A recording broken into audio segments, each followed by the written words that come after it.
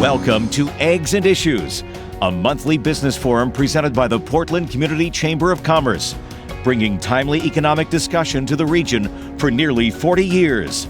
Thank you to our sponsors and partners.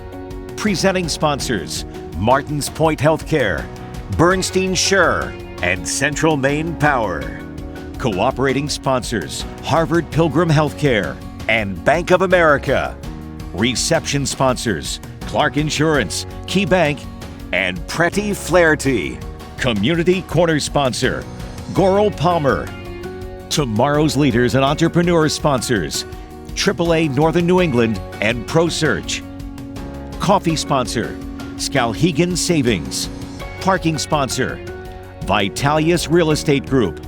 Media partners, radio sponsor, WGAN. Print sponsor, Maine Trust for Local News. TV sponsor, WMTW Maine CW. Business news sponsor, Maine Biz. Venue partner, University of Southern Maine. And thank you to our special community partners, Anthem Blue Cross Blue Shield, Kennebec Savings Bank, MEMIC, Spectrum Healthcare Partners, Southern Maine Community College, and the University of Southern Maine. And now, please welcome Portland Community Chamber President, Mary Costigan.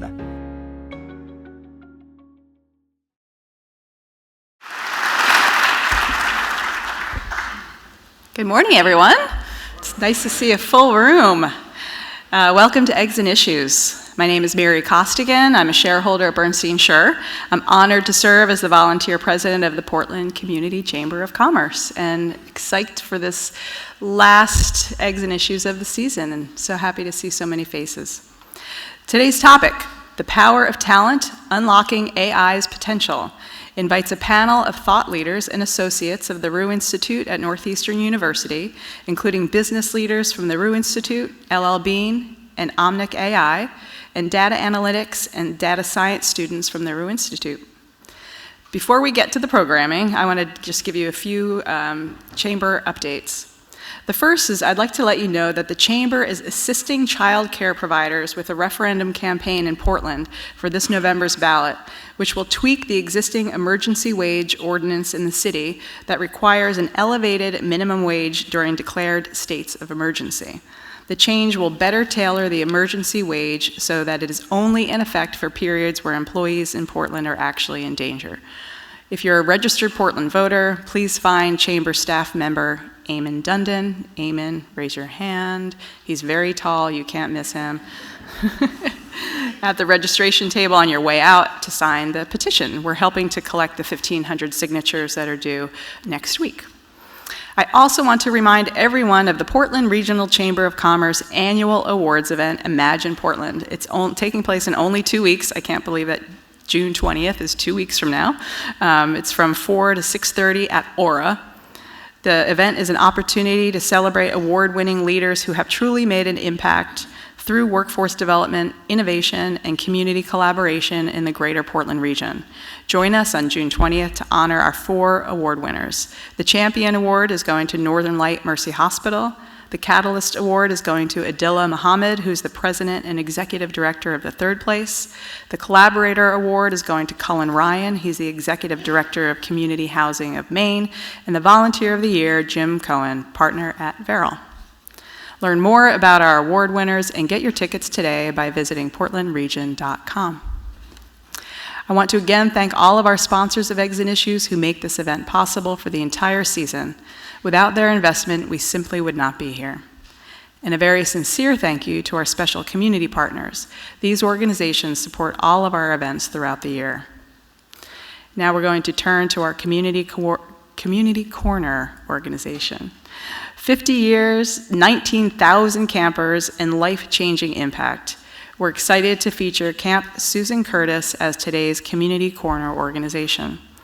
Inspired by 11-year-old Susan Curtis, the daughter of former Governor Ken Curtis, Camp Susan Curtis is an overnight camp program designed specifically for Maine children from low-income households. It provides children with essential skills that are intentionally embedded in a supportive community, ultimately uplifting them and finding them long-term success. Being the only camp in Maine providing a free 10-day camp experience exclusively for Maine children facing economic hardship, Camp Susan Curtis has created a thoughtful and intentional program focused on removing barriers and providing support. Campers are given basic items they may not arrive with, such as swimsuits, sneakers, toiletries, in addition to trauma-informed curriculum deeply invested in building children's social, emotional well-being. On average, 70% of Camp Susan Curtis campers return each year, and 40% of staff are former campers themselves. While at camp, children completely disconnect from screens and immerse themselves in nature, learn to connect with friends and mentors in a profound way, develop a sense of independence, and are exposed to continuing education and career opportunities. In providing this support, Camp Susan Curtis is forging brighter futures for Maine communities. As more kids struggle with their mental health and families face greater economic strain, the importance of ensuring that every child can access a life-changing camp experience is more crucial than ever. Camp Susan Curtis invites you to help make a difference for Maine kids by sponsoring their annual golf tournament in August or their 50th anniversary gala in October. You can scan the QR code on the screen to learn more about these opportunities.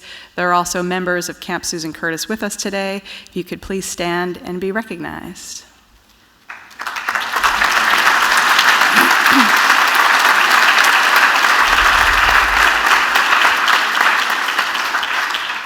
If you are interested in getting involved, please speak to them before you leave today.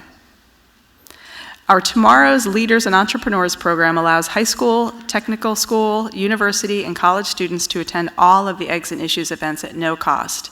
We're pleased to have a few of these students with us this morning. I imagine there are some students from the Roux Institute here today, so please stand and be recognized.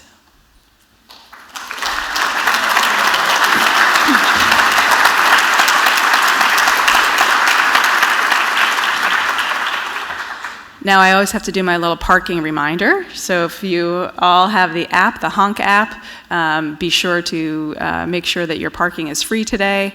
And don't miss the fine little red section that says enter promo code, and you enter Eggs Park to make sure you park for free.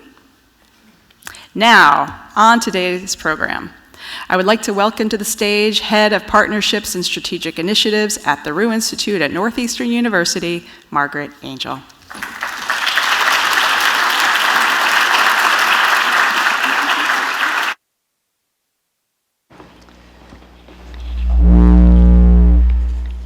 Get away from that microphone. Good morning, everyone. Thanks for having me. Thank you, Mary, so much. Welcome, everyone. And it's funny, we did our first Eggs and Issues for the Roux Institute back in 2020, just a few months after we launched. And we did it over Zoom. It was the teeth of the pandemic. And we laid out a vision for what it was that we were going to build. And so 4.5 years later, it's really fun to be back and doing it, obviously in person, but with so much to report on what we've built in the last 4.5 years. And when Quincy asked me to come and do this, she said she wanted, the membership wants more programming around AI. And so we went back to my colleagues and we talked about what it is that we would do today. And it really came back to our core DNA about our mission here to be a tech talent and innovation hub for the state. And think about us as an opportunity engine. And what that means is that AI and data analytics and advanced life sciences, all of these are incredible tools. And we believe they're the core of what's going to drive economic opportunity in the future. But those tools only matter when they're in the hands of people. And so our core DNA is about talent. So this is about the opportunity for talent to unlock that potential in these technology tools. And so that's what we wanted to cover here today. And so I appreciate the Chamber because I offered to do something that's a little bit different than the typical event. And because we wanted to invite members of our community up here who embody what we're trying to do so that they can explain from their perspective what it is that we're building here together. But before we get to that, I wanted to give a little update so you have the context of what the Roux Institute at Northeastern University is. And and give you a sense of what we're doing. And there's a lot of familiar faces here, people who have been involved with what we've been doing in pieces, and then there are a lot of people who are new to the Roux Institute. So what I hope we do in this is, for people who don't know much about Roux, give you the big picture. And for those of you who do know about us and pieces of it, knit everything together to explain what the overall vision and mission is of the Institute. And it starts with Northeastern University. And we are a global university system with 13 campuses, 45,000 students. We have 13,000 students going out on co-op every year with 3,000 corporate partners. And you're going to meet one of our students who's currently on co-op here today. This is the power of this global university network, and with a unique partnership in higher education with Dave and Barb Roux, the Roux Family Foundation, and importantly, the Harold Alfond Foundation, who wanted to invest in the people of Maine. We brought this university to our community here. Our purpose here is to create value for the economy and for our community. And what that means is working with lots and lots of organizations. And we started with 10 founding corporate partners who were there at the launch, but now we work with over 200 companies across the state. And what that means is that for the last 4.5 years, we've spent time talking to companies about what their hopes are for the future, what they want to invest in, and how they want to grow. And we've heard a lot of really interesting themes. First, companies need new talent. They need new talent pipelines, and they want to be employers of choice with great talent. Second is they have great workforces, but they feel like they need to invest in those workforce, and they don't really have good models for how to upskill their current folks so they can retain them here in great jobs. And don't have really great examples of how to work with higher ed to invest in current workforce. Second and finally, that the ability to take sort of the reins of the AI revolution is sort of a mystery to a lot of corporate leaders. And they want to have additional talent and expertise to bring in to work with their leadership to figure out what their investments are going to be. So we've taken all of that feedback and all of those ideas, and what we've built in the last 4.5 years is pretty extraordinary in response to those needs. We built a graduate school. We currently have over 700 graduate students in a core set of disciplines: computer science, data analytics, advanced life sciences, project management. We are not doing everything. And many of you have wonderful experiences with the extraordinary institutions of higher education across the state of Maine. We work with all of those institutions, and what we're building is complementary and in addition to those to build an advanced technology workforce. We're really proud that we have over 280 alumni. We have our next graduation next Friday. We have, I know, at least one graduate, who's, yes, Evan, who will be walking across the stage. We're really excited, and that alumni base obviously is growing. We've also trained over 2,000 employees of our corporate partners through learning experiences that we design with business leaders for their employees. We've grown our team to 190 team members here to work with all of you in the community. We've launched our Entrepreneurship Center, and so far we've incubated over 70 companies. You're going to meet one of the CEOs of one of the earliest companies that incubated out of the Roux Institute. And then finally, we've built a research enterprise. We have 8 different research institutes located on our campus, and we're bringing in so far we've done over about $25 million in research, bringing that R&D spend to the state. And I think importantly, and really applicable to many of you in the room, we have our Experiential AI Institute, which is built to work directly with companies on the problems of the applications of AI in day-to-day operations. And so I'm going to go off a little off script because a lot of people have asked, all the team members that they've met, how do we all fit together? And what I liked about this slide was it actually kind of explains the leadership team at the Roux Institute. And so you've got Dan Kolosky, who leads all of our learning programs, all of the graduate students. You've got Liz Kohler, who's been leading all of our workforce development and our custom education work. We've got Chris Wolfel, who leads our venture creation and our entrepreneurship center. And we've got Mike Pilastri, who is our senior vice provost here in Portland. He leads all of the academic programs with a particular focus on building this extraordinary research enterprise that we're building. And then we've got Chris Mallett. When I think about the 190 team members, Chris is our chief administrative officer, and he is leading the vision and building the team that's creating all of this. And so when all of you meet us out in the community, those are our roles, and that's how you can work with us in everything that we do. And so all of this comes back to the value that we're trying to create for all of the institutions here. New talent pipelines, upskilling your existing talent, bringing innovation and R&D, and seeding new ventures here in the state. The future. We're really, really excited. Some people haven't yet seen the renderings. We have them out in the lobby for you to see. The campus is extraordinary. It's 13.5 acres. We're building some really beautiful buildings to house all of this activity. And as much as we're really excited about the campus, and we are really excited about the campus, it is really just a platform. It's a platform for the people and the talent that we're working with.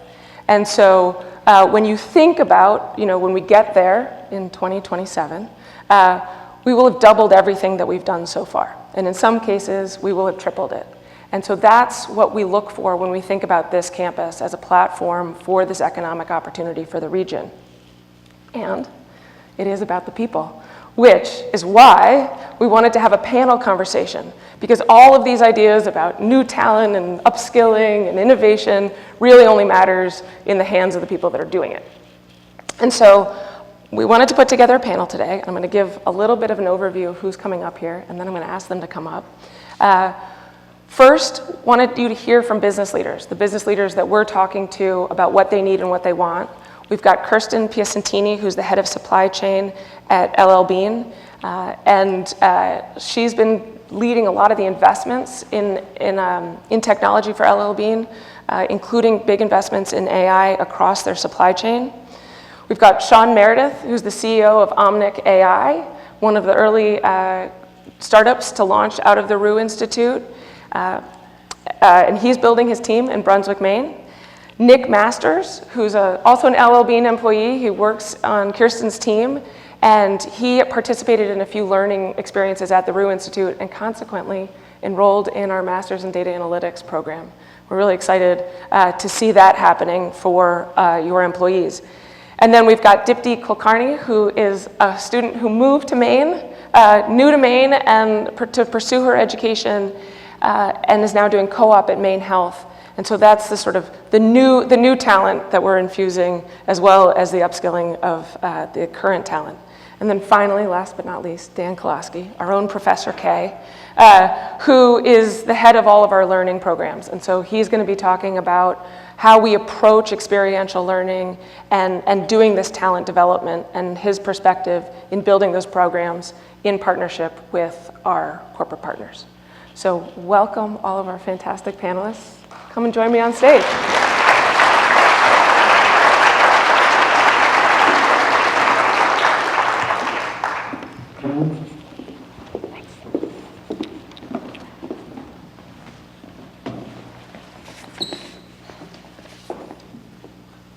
All right, so when we were preparing for this, we were thinking about everything I was going to say up front. Note, I didn't define what AI was. Didn't even talk about it, really. And so my first question is for Dan, as he leads all of our learning programs. Can you help level set us when you think about AI and what you're teaching? What is it that we're talking about? Sure. Thanks, Margaret. Good morning, everybody. Nice to see you. So artificial intelligence has gotten an awful lot of attention lately. It's really a fun time to be working in the field. But fundamentally, what AI really is the application of high-speed compute and math against large amounts of data to ultimately emulate the way we think as humans and use that emulation to do tasks that humans often can do. That's really what it is. It's math. And the math is not new. The math has been around since the 1950s. It's mostly based around probability and statistics. But what is new is the fact that our computers can run that math now fast enough that we can do it in real time instead of essentially sending it away for 2 days or 3 weeks or something and coming back with an answer.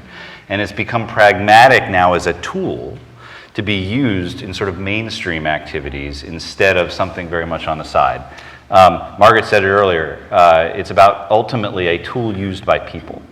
And AI really is fundamentally another tool in the toolkit of technologies that we have at our disposal to do some really amazing things. But it is ultimately a tool that uses math against large quantities of data.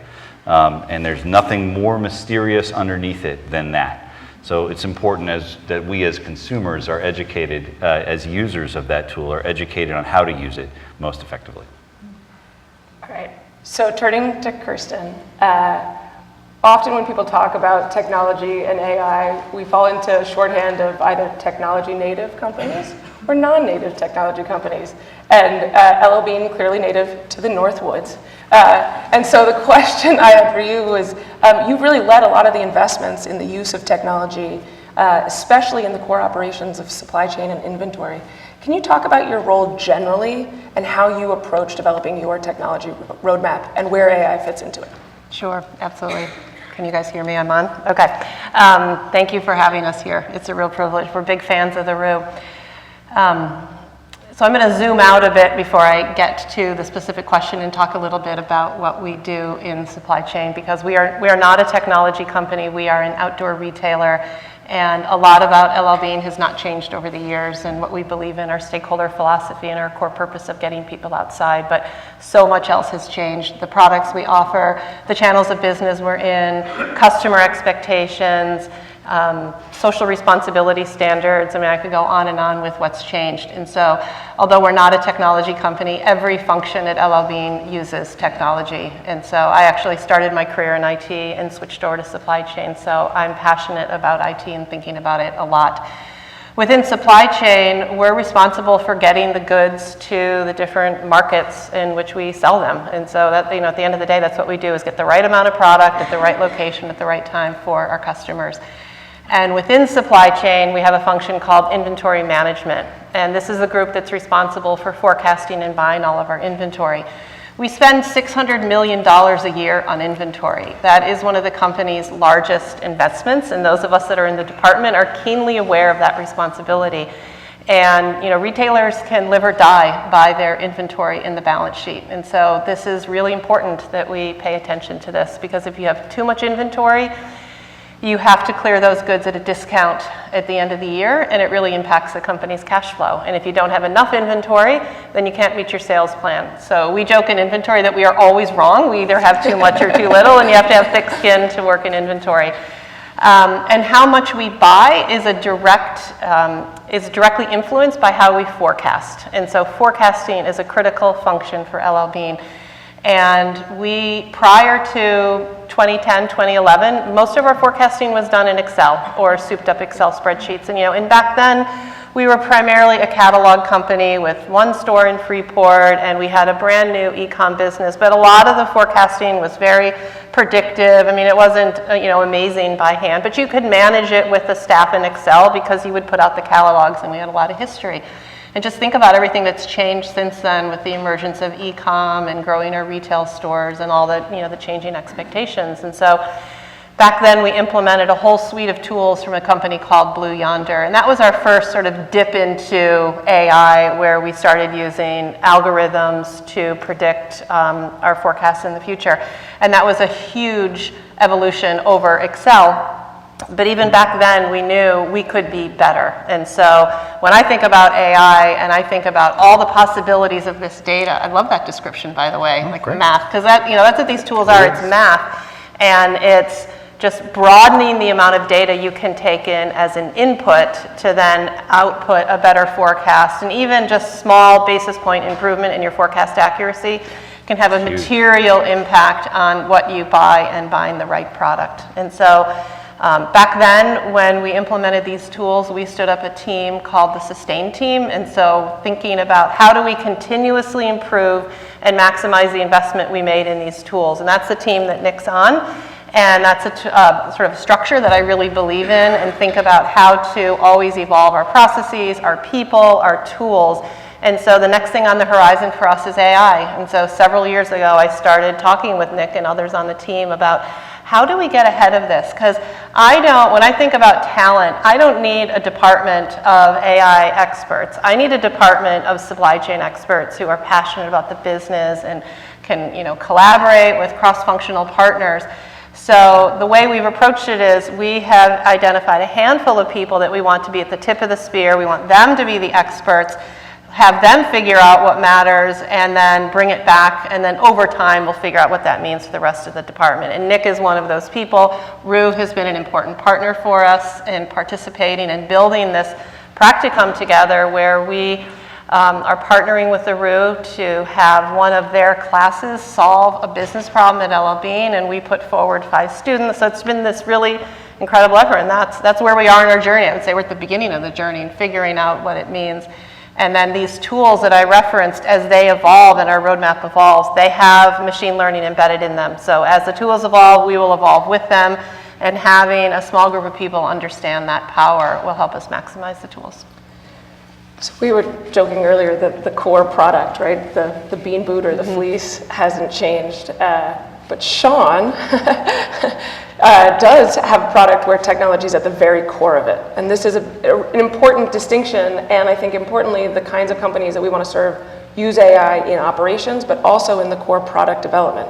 Sean, can you tell us about Omnic.AI? It's a service that I don't fully understand because I don't game, but not surprisingly. But it's really exciting, and you have a huge market. Can you talk about your product and what you're launching in Brunswick? Sure, and thanks for having me. So at Omnic.AI, we're really on a mission to help gamers play smarter using AI tools. And I know that kind of sounds a little abstract. How many people here have ever heard of esports before? Okay, quite a few. That's good. So esports are on the rise. There's about 3.3 billion gamers in the world. About 1.8 billion. Billion. Say that again. Esports. Billion gamers. Yeah, billion. To give you some context, in 2019, there were 60 million more viewers of the League of Legends World Championships than the Super Bowl. Yeah. So these games are kind of the up and coming future. And what's really interesting is, from my background, I was a plasma physicist at MIT, and we used computer vision and deep learning techniques to watch fusion plasmas and try to predict what was going on with them.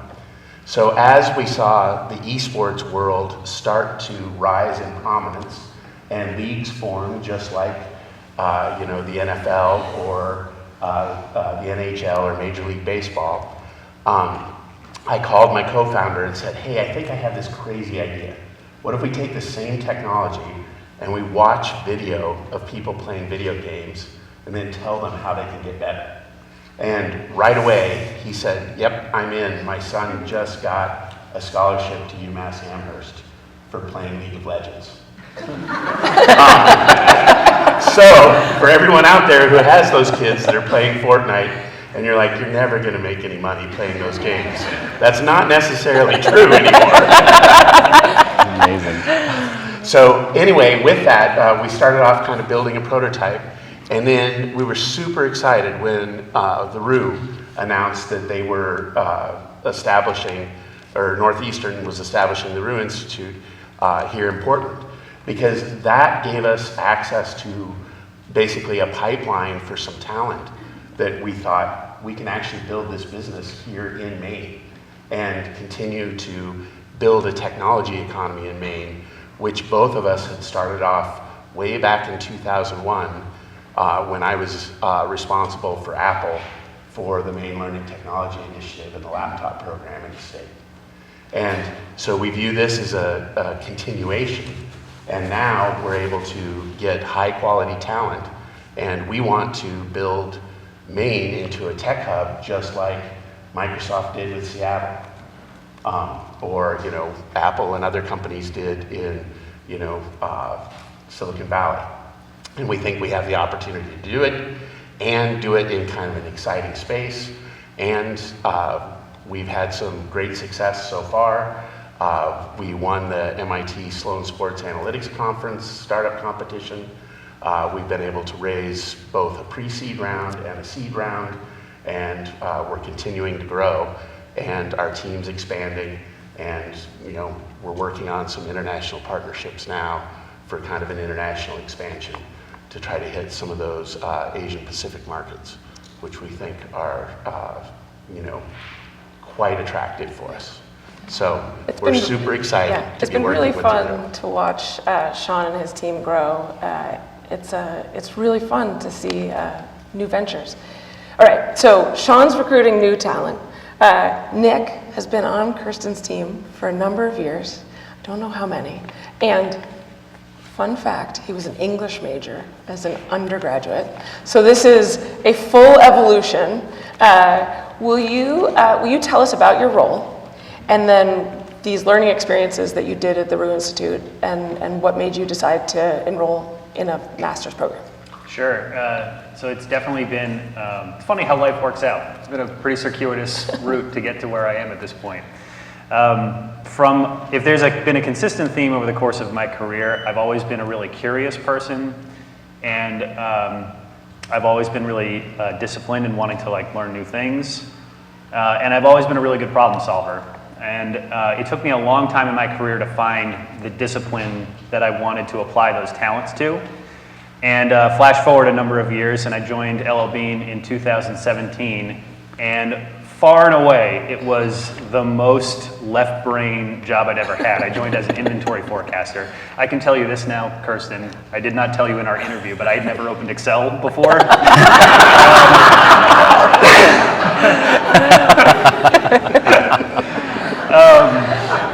So a very far cry from what I had done in the past, but I loved it. I absolutely loved it. Just no one had really exposed me to the fact that you could problem solve with data and with numbers, and I went really hard in that direction, and I'm very glad that I did. So did inventory forecasting for a while at L.L.Bean. A role opened up to lead our team of analysts that supports a broad swath of Kirsten's org, and I jumped at that opportunity. And that was a really cool role because it sat in between the data that needs to be understood at a very granular level in order to extract value out of that data, and on the other side, the leadership team that had strategic questions that they needed answered with that data. And so from that role, it was a really cool perspective on getting wonky with data, but also thinking really strategically about how to extract value from that data. So as we were starting to really build out the partnerships with the Roux, and we had a number of different initiatives going on. We had an all L.L.Bean ALY 6000 intro course to the MPS That's program. a course number. Yeah. So really intro in the master's program that I'm now enrolled in, but I was one of the first participants in that program. And then more recently, we did a practicum partnership where we had graduate students from that master's program from the Roux side, and then 5 L.L.Bean participants with the business acumen and the business knowledge, working collaboratively on an applied business problem that L.L.Bean was interested in solving. So I participated in that program, and yeah, it just had such a positive experience in that program that ultimately decided that I wanted to continue to get my master's, continue to grow my education. So it's been an extraordinary journey so far, and just excited to keep it going. Awesome. So Dan, you led the capstone project. I did. This practicum that Nick described. Can you use that to explain our approach to experiential learning and how we approach our learning both in projects and our workforce, but also our master's programs? Sure. I mean, it's commonly talked about that the best way to learn is to do, and we are big believers in that at Northeastern. It's especially important in technology and applied uses of technology in a business context, because the reality is what's interesting is not the technique itself, it's using the technique against a problem. And to do that, you have to have really interesting problems, right? To really inspire people to do their best work. And so we're very grateful to L.L.Bean in this regard for giving us really interesting, complicated problems to work with. as well as the data against which to sort of attack trying to answer those problems. That's really fun. So it's fun for students, it's fun for faculty to be able to teach, and really amazing learning happens when people are learning by doing. In general, this is something that, this approach is something that Northeastern is a huge believer in. The whole reason we have the co-op program is fundamentally to bring people out of the classroom and into work to learn by doing, and you'll hear about that in a minute. But even in the classroom, we try very hard, as often as possible, to make all of our class experiences as experiential as possible. Much more valuable learning is happening when people are trying to apply these things against real-world problems. I would say a special thing that happened in this case, and I give Nick and his colleagues credit here, is folks who are not traditionally in a master's program jumping in at effectively the end of a master's program with our students who have had the benefit of 14 other classes beforehand takes a lot of guts. And you guys were amazing partners because our students had an amazing immersive experience with the business sponsor essentially sitting right next to them side by side. I think we made some good progress on that problem also, which is really great. But ultimately, it's about the learning more than even the outcome. It's the journey of figuring out how to deal with a very complex and ethereal and assumption-based set of questions and how to essentially use the tooling to be able to answer those questions. And amazing learning happens when that happens. So we try very hard in all of our programs and as often as possible in classes to essentially make these things project-based learning. We call these things XN projects or experiential network projects. Whether it's the data analytics program that I teach in, or our data science programs, or our project management programs, or our biotech and bioinformatics programs, our students are doing hands-on work with projects, ideally sourced from community partners and sponsors here, that ultimately are allowing them to use the skills rather than just learn the skills. It's simply the best way to learn. And we have a goal this year to have all of our students have access to an experiential learning at least one experience, either co-op or an XN project or a capstone. So it's something that we are looking for our partners to come and work with us on and create these projects. I want you to take a step back because we attracted a lot of people to the Roux Institute who don't come from higher education. And Professor K, this is actually his first time in higher ed. He comes from 18 years at Oracle. 12 years at Oracle, but 20 plus in the industry. In software. So you've been a software executive. Why do you care about talent, and why do you care about teaching? Teaching this. So I started my career when this new thing called the internet happened, and some of us may remember that. And in the dawn of the internet, you can divide the world into there was before and after the internet happened. And we all needed to figure out how to use the internet to do something useful after the internet happened. Nobody learned that in school because the internet hadn't happened yet. Right? So all of that learning about how to extract value and all the things that we take for granted now that my children don't even comprehend a world before the internet, all that stuff happened because people in the workforce figured out how to use this thing to make things happen. And so when you think about sort of that model, the idea that I went to school a long time ago, but the things I learned in school were actually not relevant in the world of the internet. So in our jobs, we had to sort of learn on the fly. And so the lifelong learning model in technology is really important. We constantly have to reinvent ourselves. We think we know what we're talking about, and then 2 years later, I lived through 5 generations of software in my career. 2 years later, you have to relearn everything you thought you knew because something else has fundamentally changed. We're in another one of those inflection points right now, right, with the data economy and the opportunities presented by AI and analytics, and that's really fun and exciting. But that learning is going to happen when people apply it. So ultimately, when the Roux decided to announce its opening, I turned to my wife. I was an executive at Oracle. I said, I want to do that. I've lived here in Maine for 20 years, but it's going to matter here. And there is a net new opportunity that Maine has not participated in that we can bring this opportunity here. There's no reason why you can't build a career in the next 40 years of economic activity right here in the state of Maine. And so if we can provide the platform that you referred to. So I just jumped at the opportunity. It's been an amazing experience for me. Our students are spectacular. You'll hear from Dipti in a second about her experience. They are the future, they are inspiring, but there's an opportunity for everybody to essentially reinvent ourselves and participate in this next phase of activity, both in the data economy and in life sciences, which is the next big revolution that we're all about. And the way that happens is with sort of a lifelong learning mindset. Which is the perfect tee-up for Dipti. Our last panelist. Dipti, will you tell us about your choice to come to the Roux Institute and come to Maine?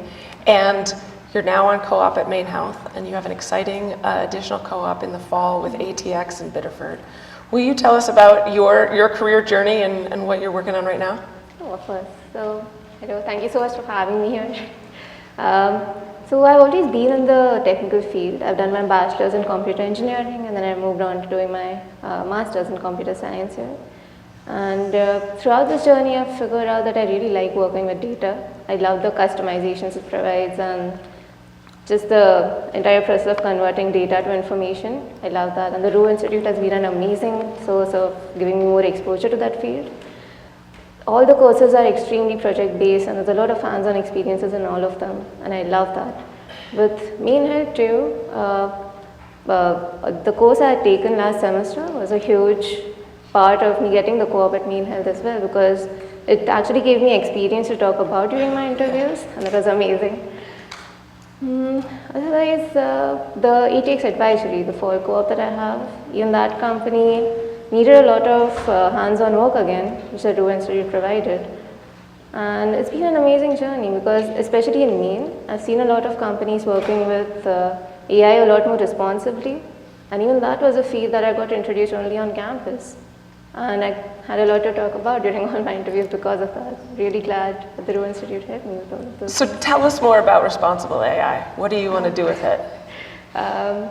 So this was one thing that sort of started scaring me more recently based on a lot of news articles that all of us are reading, because AI is everywhere now, and a lot of important decisions are being taken based on something that a machine is saying. So the data that we feed to those machines is obviously very important. And recently I was talking to a research faculty on campus, and we had this really long discussion about how some decisions are taken based on biased data. And both the companies, Maine Health as well as ATX Advisory, are very actively working on fighting that bias, which I think is very important, because there's going to be a time when the time has already come when a lot of decisions are being taken by these models that are just pre-built with a few fine-tunings. And I think the data that we feed it is really important, and I'm glad companies are working on that already on a pretty large scale. I think it's emblematic of the kinds of work that you're looking for and the students are looking for, is companies that are really digging into these exciting issues. All right, we are going to move to Q&A, but I'm going to do one thing really quickly, which is when we were preparing with the panel, we know that Q&A is an important part of this, so I'm going to warm up the audience, because I want you all to ask questions. I asked the panelists for questions that they would want to ask each other. So I'm going to pose a lightning round of questions, so please answer them in a sentence or less. Dan, in your role, you spent a lot of time talking to companies. What have you learned, and what would you like other companies to learn from those conversations? I would say that your people are your best ally in adapting to this opportunity. And so our job together is to make it possible for your people to take advantage of it. It's a lifelong learning game. All right, Nick, what have you actually learned at the Roux Institute? In one sentence. In one sentence, what is something you use on your job that you have learned at the Roux Institute? We are in the middle, as Kirsten mentioned, of exploring how to bring the next gen of ML and AI techniques into our forecasting software. And I would say that I now know enough to be dangerous and to suss out the hype from what will actually drive value. All right, Sean, your product has AI at the core of it. What makes you the most nervous about AI at the core of your product? So it actually goes a little bit to what Dipti was talking about, right? So biases that get inserted, whether it's intentional or unintentional. And so you're continually fighting that bias. And that's where, same thing, it comes to, as Dan mentioned, high quality employees and individuals that actually work on that and fighting that bias. All right, Kirsten, we talked a little bit about being an AI user versus an AI builder. How do you think, how do you conceive of you and your team as either developers of tools or users of tools?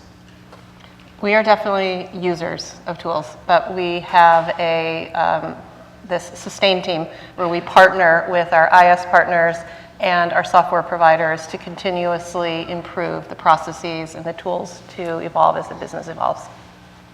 All right, and Dipti, what are you looking for in terms of an employer?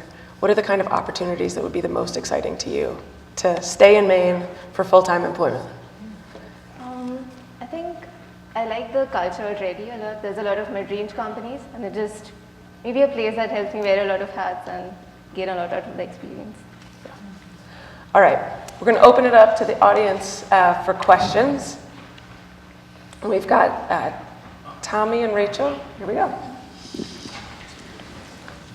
Oh, Todd Beecham, Bank of America. I'm not even sure how to phrase my question, actually, but it has to do with data. So I see L.L.Bean. You have a ton of privacy data on your clients, and then you're trying to share that data to build new models. Like, how does that all work from like a legal standpoint in terms of sharing customer data? And that's just one tiny example, and there's just a whole cloud of other examples. I just wonder how there's so much focus on privacy of data right now, especially in Europe, but also in the US. How does that work between companies and education and developers and those type of things? Mm-hmm. Kristen, I think you should take that one. No, it's a great question. We work really hard to protect our customer data. And what we did with this practicum was we wanted to use real data, so actual transactions, customer data, product data, and so we put it through a very rigorous scrubbing algorithm to anonymize the data. So by the time it landed at the Roux, it was real but modified data that you could never trace back to an actual customer or a credit card transaction or an actual order.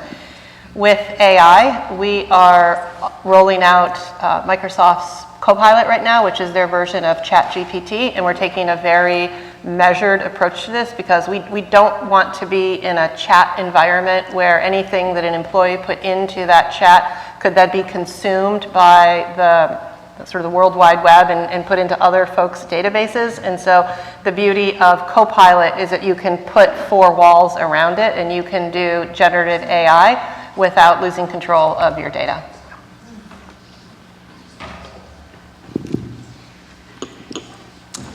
Good morning, Jake Bazinet with M People Credit Union and Thomas College. Dan, this is a question for you. So you talk about future partnerships with the Roux Institute.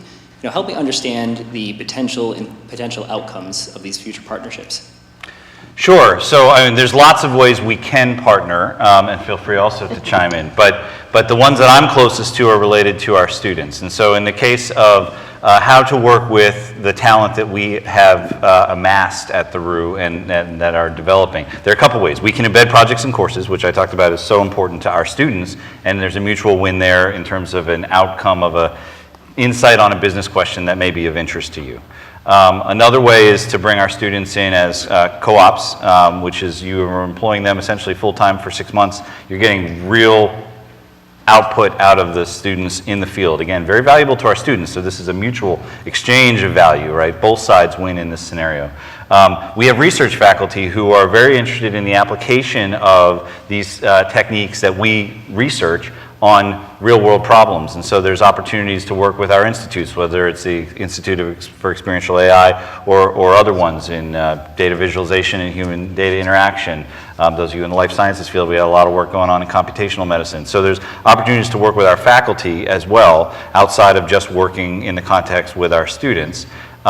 In that case, the deliverable also is going to be to advance a business objective of yours that jives very well with the things that we are researching. And then I guess finally, another way to work with us is in workforce development. We do a lot of teaching outside of the degree context. Very important to me. I spend personally a lot of time in this area because of what I talked about earlier, the fact that if this revolution is going to be valuable to this region, we have to embrace a lifelong learning approach and learn in the flow of work, not just when we happen to have time to take a detour and go to school. And so those are various ways partners can work with us. I find all of them are mutually beneficial, and which is really great. Yeah, we're happy to talk. Did I miss any? I have two. Yeah, there you go. Two more. By the way, thank you. It's like the perfect tee up for me. The two others are, one is our entrepreneurship programs are always looking for mentors. Every one of our entrepreneurs that comes gets to go through and they actually meet 70 different mentors in their first month on campus, and then they get matched with two of them who then meet with them once a week for a year. So those are really valuable relationships, and so a lot of folks that may not want to actually start their own business but want to be involved with a startup can come with their perspective on everything from how do you do investments and get investments to marketing and sales. So lots of expertise that's valuable to our entrepreneurship program. And then the other one is I just want to go a little bit deeper on the Experiential AI Institute. We have a division of that which we call the Solutions Hub that does actually partners with companies to do AI development. And this is core to us and what we do because we believe that the more turns we get on developing AI, the better we're going to be at understanding it and sharing it and learning it and teaching it. And so the Solutions Hub this year has done 22 projects where they actually develop AI products for companies. And we're looking to scale that up because it really does add to the entire ecosystem that we're doing at the campus. Hi, I'm Kristen Farnham. I'm from Spurwink, and we're going to be doing a project with the Roux, which we appreciate, looking at data out of our Community Behavioral Health Center, so we're looking forward to that project. Another AI tool that has been presented, we're a behavioral health nonprofit, so we do treatment, and the work that we do at its core is really relationship-based. So could you talk about the intersection of using an AI tool that would, say, produce treatment notes when the work that we do and how it would intersect with the training, relationships, and intuition that is really core to providing mental health treatment? So how about I give you 30 seconds on this, and then I'm going to ask maybe Nick actually to talk about how you think about the deployment of techniques in Beam. Okay? Because in the end, the techniques that you would use to do that type of stuff are things like natural language processing and similar, and this is not a class, but the techniques ultimately can extract meaning out of text, and those are useful, and they carry trade-offs, and there are implementation sort of guardrails and tuning that need to happen to do them well, but it is possible to do those well. I think the real interesting question, though, becomes, okay, so we can do this. How do we expose this to our people?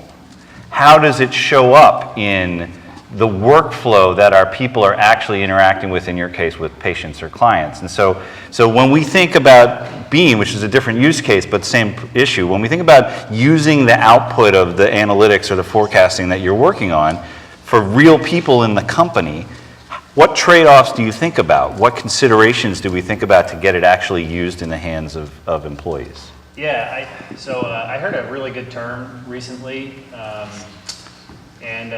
so like there's business intelligence, which everyone in this room probably does some form of business intelligence, and then there's data science.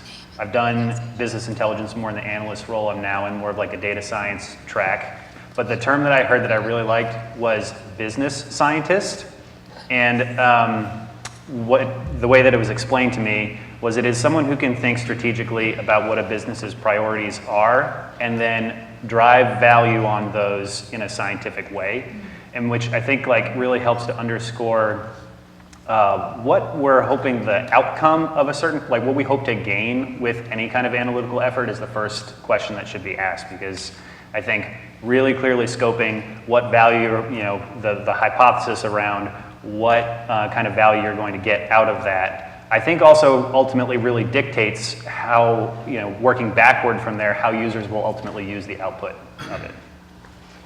I'm going to add one thing to this, which is that I think one of the things you're getting at is that we're really excited about what the technologies can do and tell us and the insights that we get. But then the question is, when you get those insights, what do you do? And we, often when we talk about our research institute, we talk about the AI development, to your point, like the exciting things that we're doing. One of the institutes that we've launched is called Human Data Interaction. And I'll give you an example actually with Maine Health, which is we have our computational medicine team, and they have a really exciting set of research and projects going on. I'll give you one example. In the cardiothoracic ICU, we're taking patient data and modeling how to predict different risk factors. And so you can tell the care team and predict when patients are going to have certain kinds of risks, like septic shock, like secondary events.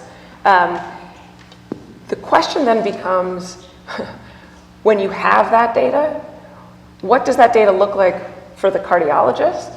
What does it look like for the ICU nurse? What does it look like for the tech that's coming in and checking the monitors? And how you communicate that data needs to change for the different audiences, because they're making different decisions based on that. And so our human data interaction team, HDI, actually often does co-research with our development teams. And they go in and they're basically designing these solutions. How do you interact with the data and how do you make decisions? And so I think for all of us, it is really important when we think about deploying the tools to have that lens as well and it's human-centered design and thinking about what the user needs and wants and how to give it to them. So it's a really, really important part of the development and deployment of these techniques. You can have the coolest analytics in the world, but if nobody uses them, it doesn't matter. We've got time for one last brief question. Hi, Will Thornton from SMRT Architects and Engineers in their IT department. Is this a question more for Sean or whoever else wants to answer? Well, you mentioned AI bias. I just want to say I always had this kind of dream of AI being this raceless, religionless being that can maybe possibly stop human bias. How can we get, what's your opinion on us getting there? How can we get there? Can we get there? Yeah, it's a really good question. So I'm actually probably in a smaller camp of people that think that we will never get there. What I believe is related a little bit to what Dan just said, is as we use these tools, the human still has to have critical thought about what they're looking at and know a little bit about the tool and how it got to its conclusions. Because, even in our world, right, so, we talk as a team, and the great thing is about what we're doing is it's not a life or death situation. It's, a video game. So if our AI is, wrong a few times, it's okay. We can move on, kind of with the world. However, that being said, we've introduced bias in some strange ways that, we didn't even know had been introduced. Such as, the first team we worked with, the AI was running, giving great predictions, great results. We switched to the second team. All of a sudden, it was only maybe about 40% accurate. And it turns out that our AI had learned the colors of the team and was using the colors in the video to actually, make some of its predictions. So we then had to start stripping color values out of the video in order to, get to that grayscale or a neutral behavior. And so a human in that loop is always going to need to be there. And I don't see a way that we can actually get the AI to, give us, these non-biased, perfect solutions. And in fact, using our current methodology of a Turing test to kind of decide if an AI is, operating or, indistinguishable from a human, implies that the AI needs to be wrong sometimes. Humans are never perfect. So I think that's always going to be something that exists. Yeah, it's an awesome place to end because this is the theme, right? The counterintuitive nature of all of this is that it's not really about the technology, it's about the people that are using the technology. So Mary's going to end, but I just want to thank our panelists for coming and being part of this. We're really grateful for you to be as part of our community, and thanks for coming this morning.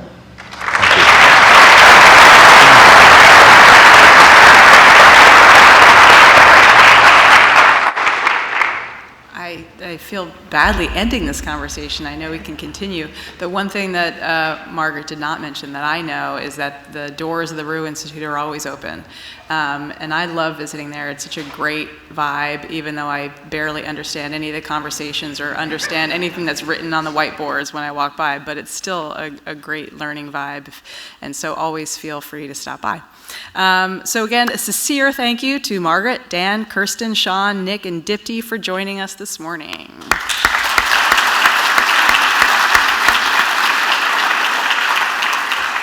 Today's event has been recorded and will be available for replay on the Chamber's YouTube channel, which is accessible through our website.